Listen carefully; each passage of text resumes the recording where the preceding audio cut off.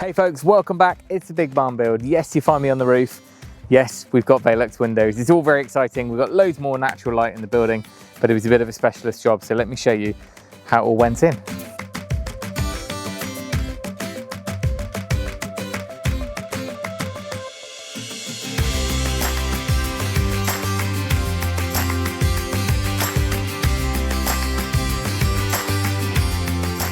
So the plan is to install the two on the west side, which are in line with each other. There's a kitchen one and the one in that double height kind of void space. And there's also a third one, which is going to be on the other side in the stairwell.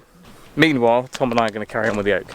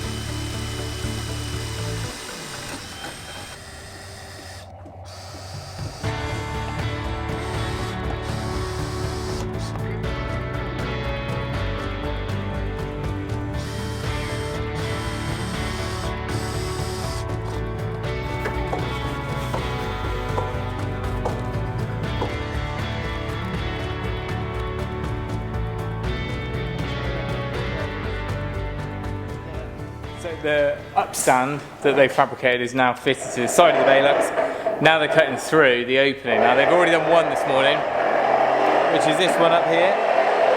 The Velux is in there already.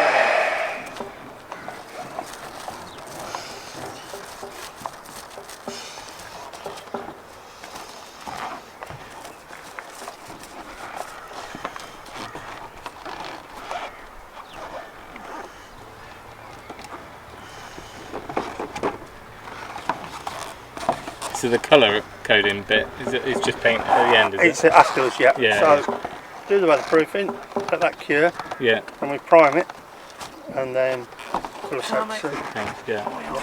satin finish. Yeah. So it's not bright. And so 2 parts of matte, yeah. 2 450 gram matte, and then saturate it in the liquid, both sides.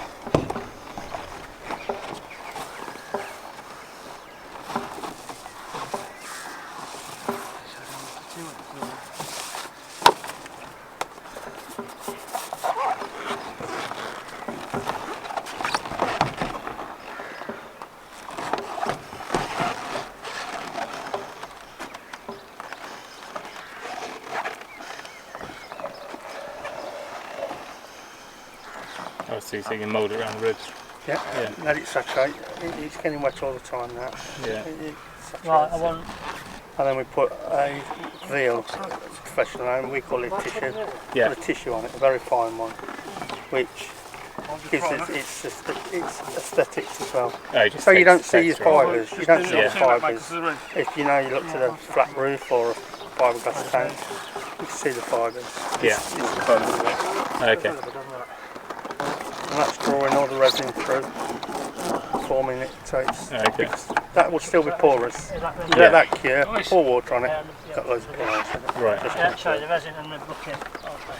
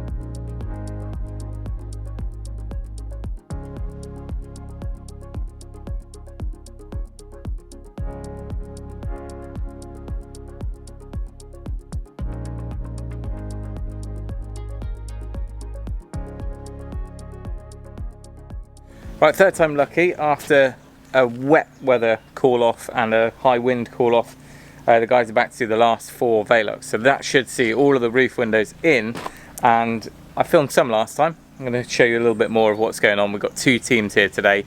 They were doing about 2 per day, so to get them all in one hit, they need 2 teams working at the same time. So today we've got 2 double glazed units going into the garden room, which is kind of outside of the main part of the house, but still, you know, going to keep the room warm enough. And then we've got another one that's exactly the same size, but it's triple glazed and it's electric, so we can operate it from inside without climbing up a ladder before we go to bed each day, because it's in the bedroom. I've got flashing kits to go with each, so when you come to get flashing kits with Velux, you get them for tile, for slate, or anything like that. These ones are actually a special version, which is for, I don't know what that stands for, probably zinc something or other, because this is what you would use with like a standing seam roof. And this enables you to basically custom upstand and flash the Velux yourself. And then this is just the trim, which basically just caps over from the top of the Velux onto that upstand. These are the upstands that the guys get made up off site. So they're a galvanized angle, they're all fiberglass on the inside, so that when they come to GRP it to the roof, that goes onto that existing fiberglass. And then it's got a neoprene that seals against the roof covering. Well, I might have shown it last time around, but these fit on the ground, so they're all fixed in to the side of the frame, and that's what sits down onto the roof itself. So the protrusion above the roof is about this much, but we've got ridges on the roof, so they don't really stand up much beyond the ridges of the actual roof sheets themselves. So the flashing that comes in a kit will just flash from there onto this. Right, so first one is cut, and then they're going to cut both at the same time and do both of these. I thought they were going to have one team on the garden room, but it makes sense for access to all be working on this area, I guess. So that one there is already cut out. So we've got a tower for access over there. This one's cut out now. Then they've always got a tower underneath the hole, so then we're nowhere near this hole at the moment. And then they'll do both all at the same time in batches. Oh, well, that's a bit nicer. Daylight in the bedroom.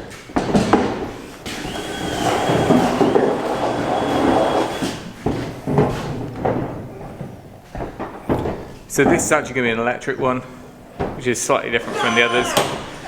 But apart from that, it's still triple glazed. Bathroom one is one of the ones with a plastic frame. It's obviously better in high humidity areas. A bit quieter, the guys having their lunch now. So it is a lot lighter up here. There's only 2 more windows, but obviously bringing more light into the middle of the building. So the bathroom one is the first time I've seen it. Well, it's smaller than the others, but it's same width, just not quite as tall. That's probably even bigger than it needs to be. Remember, our ceiling is below those purlins, so it's quite a low ceiling. It runs from about 1.8 up to 2.8. But anyway, we went for the middle. I was trying to work out where best to put it in relation to all the bathroom stuff, but all the shower and bath is going to be along these 2 walls, so it just kind of floods the middle.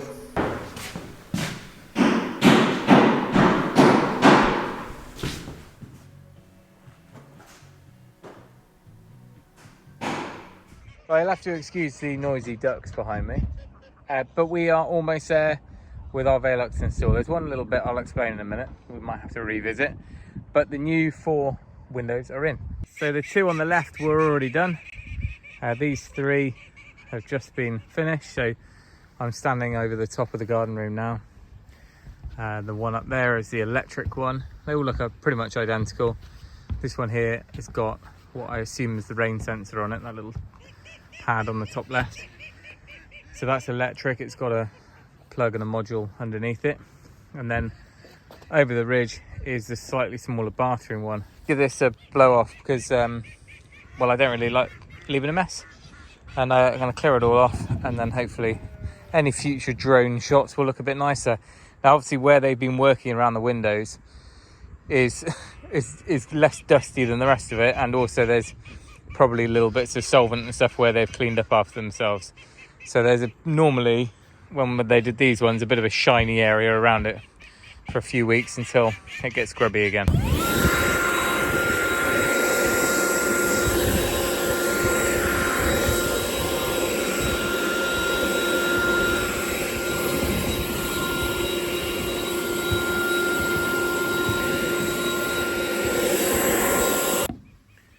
just want to make sure that as much of this is cleared off as possible. A bit annoying that it was left on it, to be honest. These are, well, it's a swarf, isn't it, from the top sheet.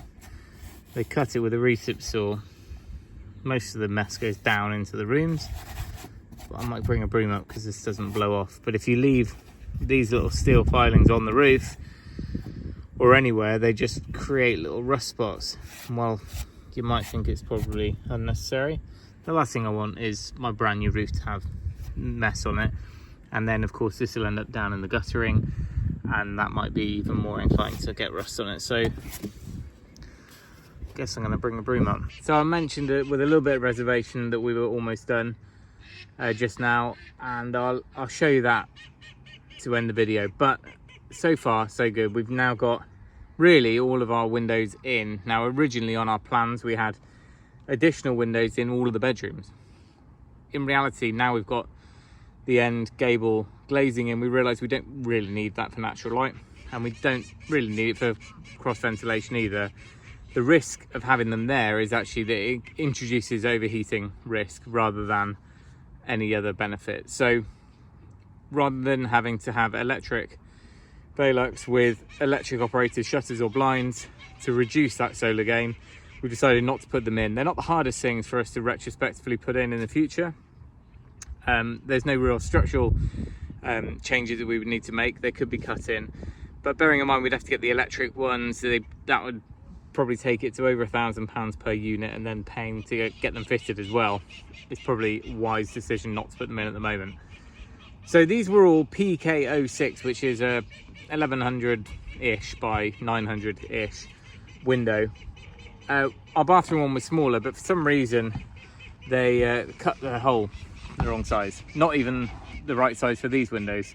I don't know where that measurement came from, but they had to come back today and sort that out. So that was this one here. The opening was about 200mm too big, so what I had to do is go back to the unit or the factory and refabricate the side upstands, basically steel angle, to be slightly wider at the bottom to span that. We can insulate from underneath. Just means that the actual flashing, this GRP section, ended up 100mm wider, but it's all been painted, and while it looks a bit glossy and less subtle now, give it a week and it'll be covered in dust and feathers and whatever else, and you won't really see it, especially from height, or from distance I should say. You look at this one over here, it's pretty subtle. And the other thing that I didn't mention, or I didn't think about when I was ordering these, is we're on a black roof here. Velux only do anthracite windows if you're buying the regular ones, and I was really concerned that they were going to stick out. Obviously that's just me being over the top. In reality they don't at all. Our black roof in most lights looks like a dark grey anyway, and if I was to stand directly at 90 degrees you'd see that they are lighter, but as soon as you come away, any sort of angle or any sort of distance, they blend in just fine. And for those of you who are using a similar roof and need to fit Velux in, I've had a few emails.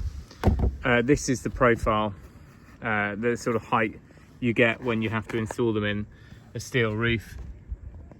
So the increase is probably, well, it's less than 100mm above the ridges. So for those who are really restrained by height change or class Q old rules or anything like that, that's what you're looking at for the actual roof. Anyway, we are done and I need to get back to bricks, but it is good to have a bit more natural light in the building, and it's just a shame we can't spend more time on the ridge of the roof because it's quite nice up here. Good place to spot sheep and check on the sheep. Yeah, coming. I'm coming now. Just had Daddy, can I come up there? Anyway, I'm going to leave it there. It actually looks like I've got a pig in the ha-ha. That's not a joke. That is literally a pig in the ha-ha. So I'm going to go and sort her out, have some tea, tidy up, and get ready for another day of bricklaying. Thanks for watching, everyone. Remember, if you can, do it yourself. And we'll see you next time.